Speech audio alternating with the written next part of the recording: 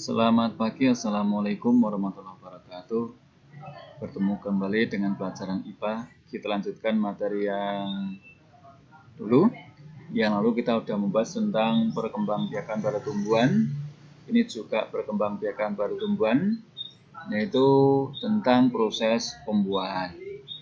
Nah, proses pembuahan pada tumbuhan ada dua, yaitu yang disebut dengan pembuahan tunggal dan pembuahan ganda. Pembuahan tunggal itu pembuahan yang hanya terjadi satu kali saja. Kalau ganda terjadi dua kali. Nah, apa bedanya tunggal dengan ganda? Nah, pembuahan tunggal itu terjadi pada tumbuhan berbiji terbuka atau gimnosperme. Kalau pembuahan ganda terjadi pada tumbuhan berbiji tertutup atau angiosperme.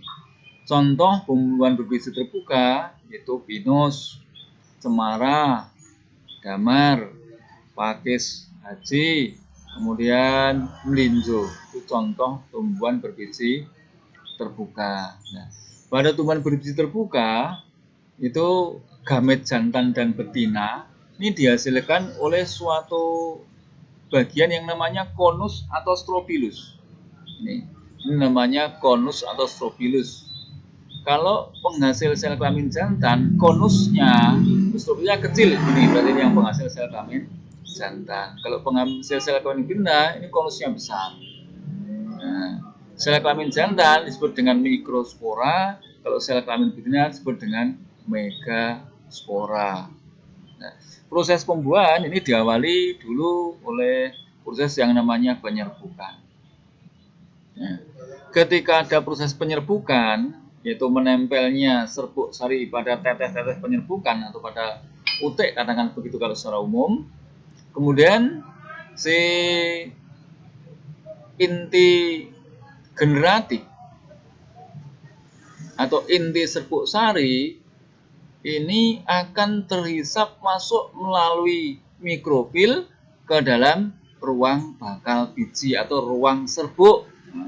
Di ruang serbuk, ini serbuk sari kemudian tumbuh membentuk bulu serbuk sari. Ini bulu serbuk itu berupa lubang. Lubang tempat jalan lewatnya dari inti sel sperma.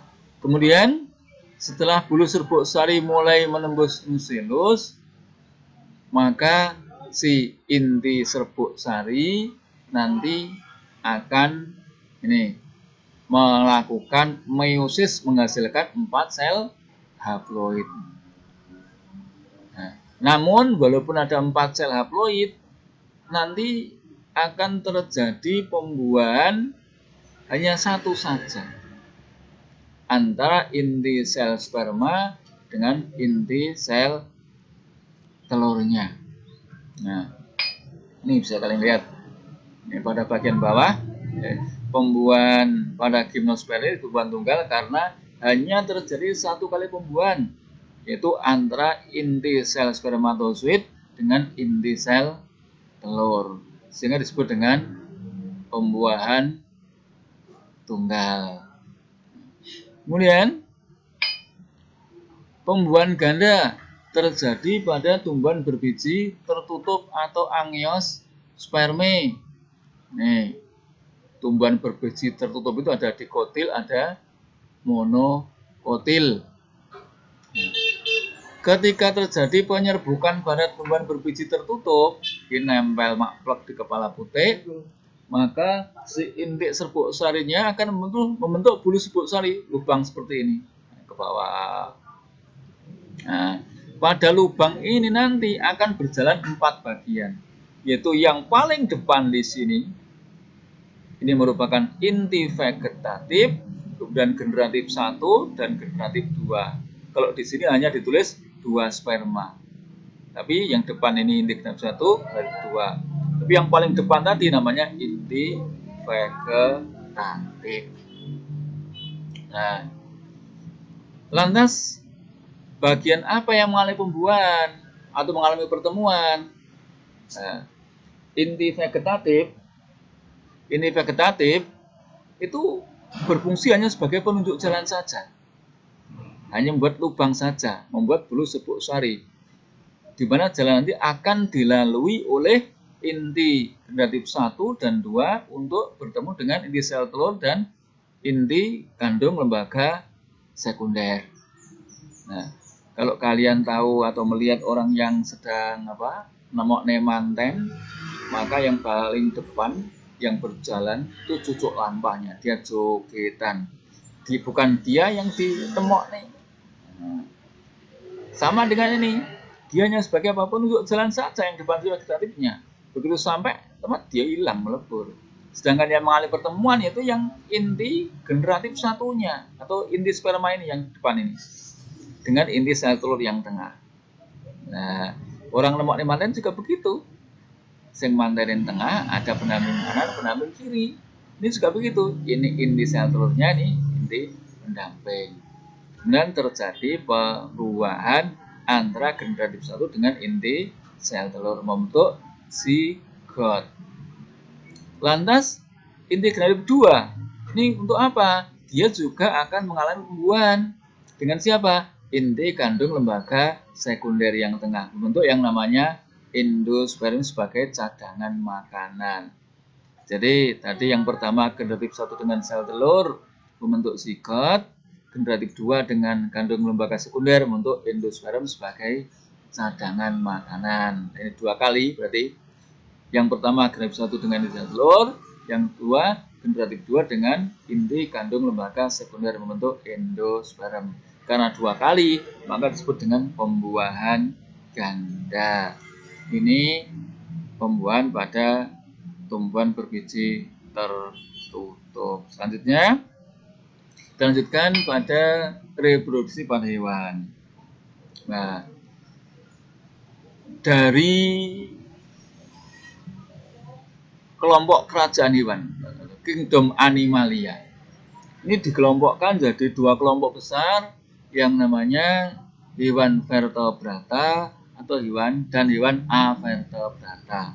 Hewan bertulang belakang dan hewan yang tidak bertulang belakang. Nah, yang kita bahas nanti yang pertama itu hewan yang tidak bertulang belakang dulu atau hewan invertebrata atau hewan avertebrata. Hewan avertebrata ini berkembang biak yang pertama yaitu dengan jalan membelah diri secara biner dari 1 menjadi 2. Itu kelasnya yang berkembang biak dengan biner yaitu kelas protozoa. Ada amoeba, ada paramecium, dan ada euglena. Ini berkembang biak dengan membelah diri secara biner. Ini bisa kalian lihat gambar di samping. Ini gambar amoeba. A tidak mengubah bentuk, berarti dia tidak memiliki bentuk yang tetap, bentuknya berubah-ubah. Dia bergerak dengan kaki semu atau pseudopoda. Ini amoeba. Kalau ciliata itu bentuknya seperti terompah. Kemudian pada seluruh permukaan tubuhnya ada rambut-rambut kecil atau silia, maka dia kelasnya kelas ciliata. Yang ketiga, euglena itu seperti buah pepaya, kemudian punya flagel atau cambuk di bagian depannya. Karena punya cambuk atau flagel, maka kelasnya masuk kelas flagellata. Ini berkembang biak secara biner, tadi membelah diri secara biner dari 1 menjadi 2. Yang berikut yaitu berkembang biak dengan fragmentasi, membentuk individu baru dari potongan-potongan bagian tubuhnya. Nah, potongan di sini bisa berupa potongan koloni, bisa berupa potongan dari individu itu sendiri. Nah, yang berkembang biak dari potongan koloni misalnya golongannya Volvox. Volvox ini hidupnya berkelompok membentuk koloni. Jika koloninya lepas, maka dia akan terbentuk koloni yang baru. Tidak mati, ini terbentuk koloni yang baru. Yang seperti ini disebut dengan fragmentasi. Yang berikut, yang kedua yaitu berkembang biak dengan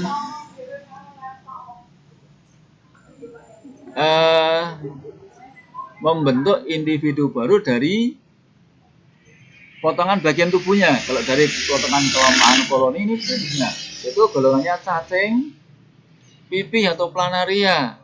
Cacing pipih atau planaria ini ada 2. yang berkembang biak dengan apa tadi? Fragmentasi. Yang pertama itu cacing hati. Nih. Nah, kalian lihat ini. Ini lihat gambarnya saja. Cacing hati itu hidupnya di hati.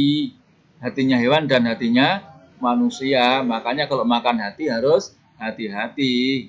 Artinya masak sampai mateng sehingga cacing hatinya mati. Lebih tidak berisiko. Kalau udah ada kelihatan ada cacing hatinya, ya buang saja. Nah, ini cacing hati. Kemudian jika terpotong jadi dua, atas bawah, maka atas jadi individu baru, bawah juga iya. Jika terbelah jadi dua seperti ini, juga terbentuk dua individu seperti ini.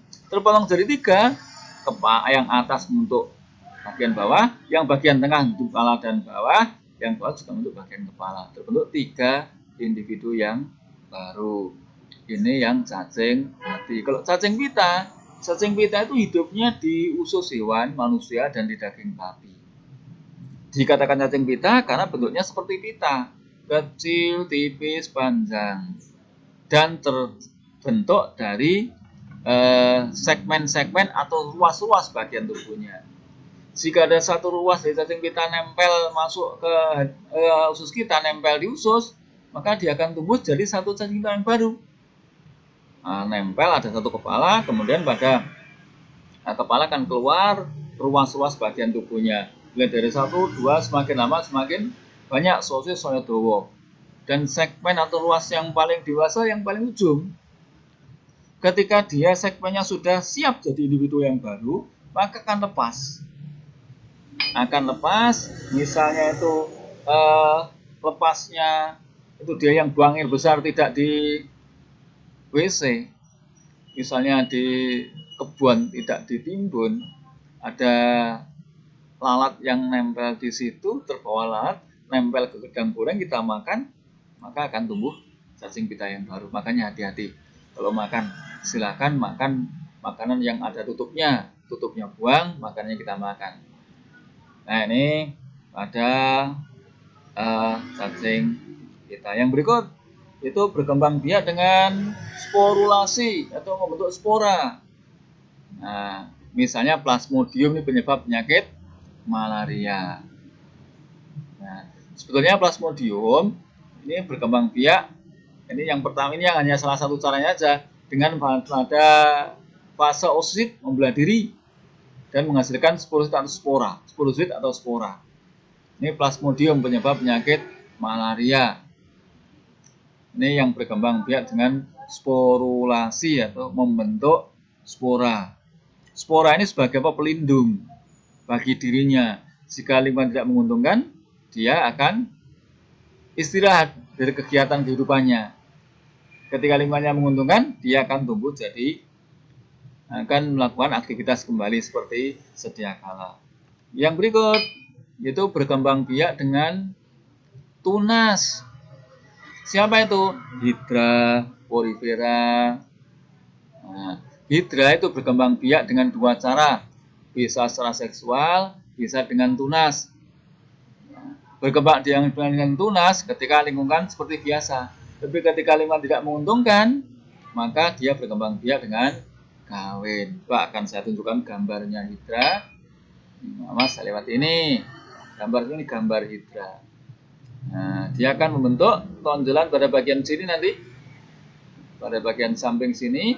Setelah bagian-bagian tubuh dari Hydra lengkap, maka dia siap lepas jadi Hydra yang baru. Ini macam-macam perkembangbiakan secara aseksual. Nah, kalau pada keterangan di sini ada regenerasi. Kalau regenerasi itu yaitu jika ada bagian tubuh yang terpisah, maka bagian tubuh itu akan tumbuh menjadi individu yang baru. Nah, contohnya bintang laut.